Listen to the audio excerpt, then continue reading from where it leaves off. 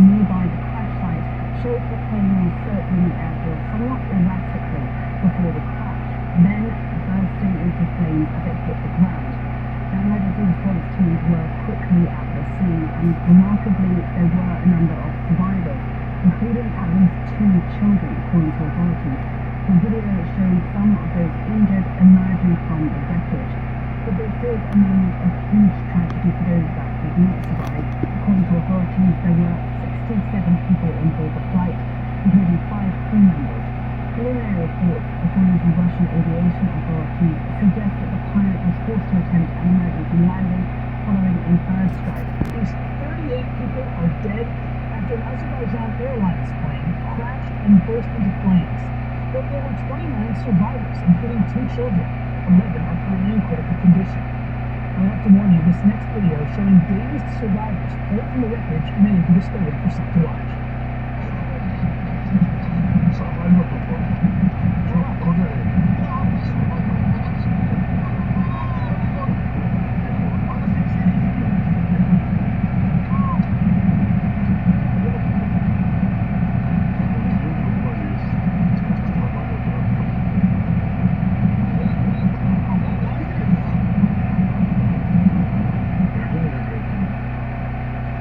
In this video right here posted on social media, you can actually see the plane descending to the ground in what appears to be the moment of impact. The Russian aviation watchdog says preliminary information suggests you can actually see the plane descending to the ground in what appears to be the moment of impact. The Russian aviation watchdog says preliminary information suggests the pilot tried to make an emergency landing after a bird struck. Last hour I spoke with CNN. The plane did not have what's called pitch control. In other words, how many degrees is up or down the nose, how much is the nose pointed up, or how much is it pointed down. So it obviously had some damage to the pitch control, which could be from the trim system, which helps the pilot keep the nose in the right place up or down, or the elevator, which is in the back of the plane. So there had to be something additional going on. Also, there's unconfirmed reports that the pilot had done what's called squawking. Now, if you put your radio or you put your equipment on and it sends a certain signal, which is 7700, that says you've got a serious onboard problem. And then also I'm looking at a publicly available flight radar system online. You can see that the pilot fought with this plane for some time before choosing to land it at another airport. And so this wasn't something that happened and then the plane was brought down, for example, on landing their flying birds. And the altitude makes me wonder, would the birds been at that altitude? But the pilot pilots really fought with this plane for some time and then did a figure 8 before landing. They did 2 circles and then tried to land, so it appeared that they were trying to gain control of this aircraft, and it really put quite a fight up on this Embraer 190. That's remarkable that you can, just by looking at some of the publicly available flight data, tell what that story may have been as it was playing out. Mario, at least 29 people, as far as we understand, survived this crash. So that seems truly extraordinary. Well, and it's reminiscent of other accidents that we talked about here on CNN, or that I've worked as a aviation lawyer and doing investigations, and we see crashes more and more practically. Which was on its flight from Baku, Azerbaijan to Grozny, Chechnya, Russia. Today, this aircraft crashed in Aktau, Kazakhstan. Later I'm gonna tell you why it happened in Kazakhstan, because the flight was conducted between Azerbaijan and Russia. The airplane was 11 years old, there were 67 of the occupants and some of Russia. The airplane was 11 years old, there were 67 of the occupants and some of them survived actually. The Ministry of Emergency say that there were 29 of the survivors, but I heard different numbers like 32 already, so likely someone survived. The flight took off from Baku International Airport. By the way, I've flown there many times, and was heading to Grozny. Russian initial information suggests that the flight was unable to land at Grozny due to low visibility at 0502, 3,500 meters, but this visibility is actually good, and the cloud base is also great for any sort of the approach. Reportedly, flight diverted to Makhachkala, but the visibility there was also I would say good or even more precision approach. Later on, ATSB data, so the data connected to the GPS service at 0607 UTC, showed the flight over the Caspian Sea with a score 7700. So something happened before with the airplane. It declared an emergency, and the aircraft was heading towards the Aktau airport, which is located at the shore of the Caspian Sea, Kazakhstan. While we might have more data from the Aviation Herald website, they confirm most of the information, and they say that 32 of the people were rescued alive. 28 of those were taken to the hospitals and 7 to intensive care. Here we have the weather information of Grozny Airport, definitely 3,500 kilometers of visibility, which is not the fault, it is green. And the cloud base, I would say, okay, 1,200 meters. If you check the minimums for Grozny Airport, and I guess that Embraer is category Charlie of the aircraft, but even if you take Delta, you see that the GLS approach, or NAP approach, NDB approach, all of that within the minimum, especially for runway 26 equipped with ROS, which is Cat 1 category, so airway altitude 200 feet, the bottom altitude 739 feet. The runway visual range is 550, but even without the flight director system or head-up display, they might take this range.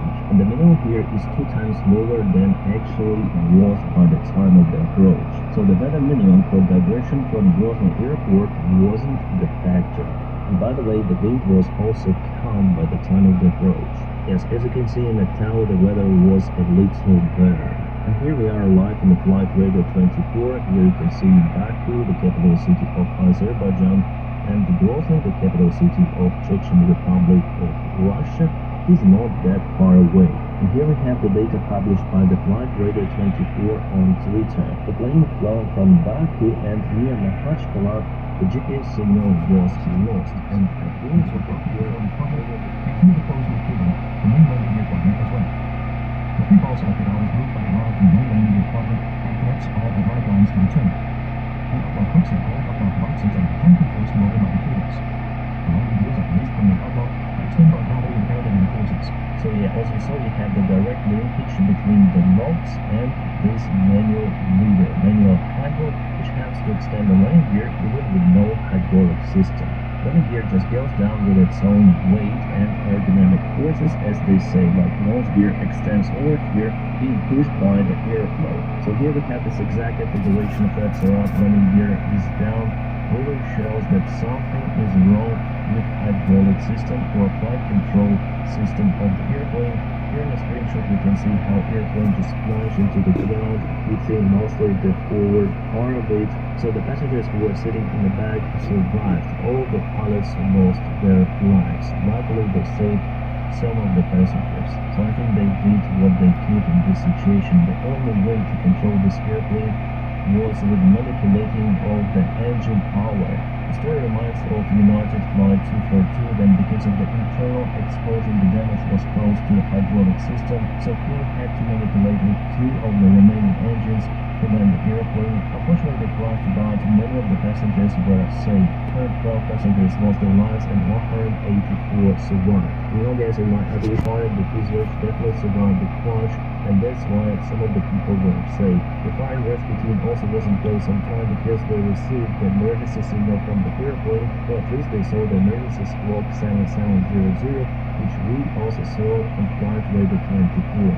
So they deployed to locate rescue helicopter and many of the vehicles. It happened really not far away from Aktau airport, like 5 kilometers away, and that saved many lives of the passengers. But the front part of the airplane and the wing is completely gone. So that's approximate position of the crash. You can see that the runway is not that far away, but probably pilots decided to land in an open area field with a relatively flat ground, as you can see, to have more options, because it was definitely hard to aim the airplane just with the engine thrust. And I'm here in the flight radar 24 myself. I found this flight. You can see that there's definitely the altitude change throughout this final stage of the flight. It was difficult to control the airplane with heading as well. So finally they tried to aim towards the runway. Finally they made the go around here because they were not in the line with runway, so at least they had one attempt. Here here they try to turn left and right, barely controlling the airplane at the very low altitude. And unfortunately here, probably it was too much thrust on one of the engines, because we don't usually go through those kind of simulations in our pre-flight simulators. This type of emergency known very rare to occur, almost impossible, but I already mentioned here the case which happened before, so I think it should be trained on the flight simulators after all. Here, unfortunately, they didn't have enough altitude to recover and they hit the ground.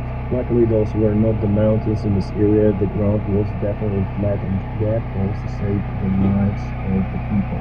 So after all, I think the pilots did the proper choice to go to Aktau, Kazakhstan, because this area is not that populated as Baku. If they had returned back to their origin, you must see that it is a huge residential area, so they 100% would need something in attempt to land. So pilots did actually great job, because they lost their lives, but they tried their best to save people inside of their airplane as well as on the ground. And I'm sure all of this data will be confirmed by the flight data recorder and cockpit voice recorder, which by the way survived.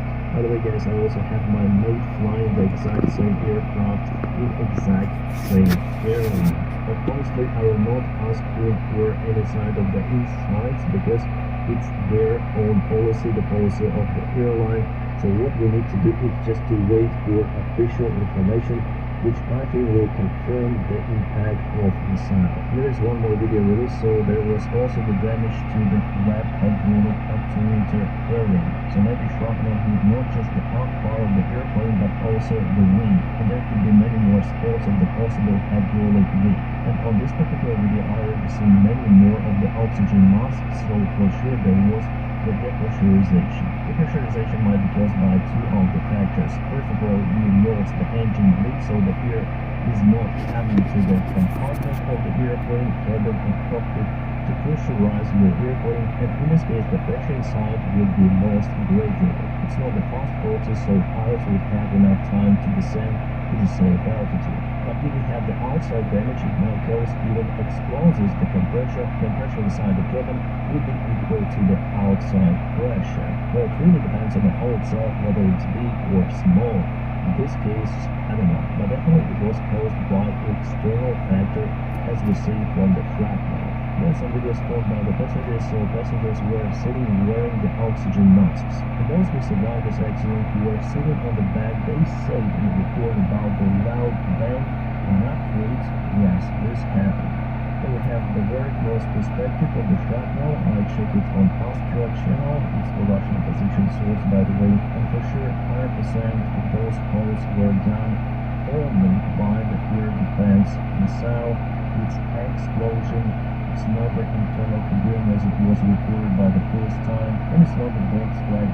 100% this air crash was caused by the Russian air defense. I hope that they will admit it very soon. And it's actually very terrible that those things happen. And luckily this airplane landed in Kazakhstan, not in Russia, so there will be international investigation conducted of this really terrible act done by Russia. Why didn't they close the airport if they had the drone attack? So yes, you can see that the shrapnel went from one side, and this is the exit hole.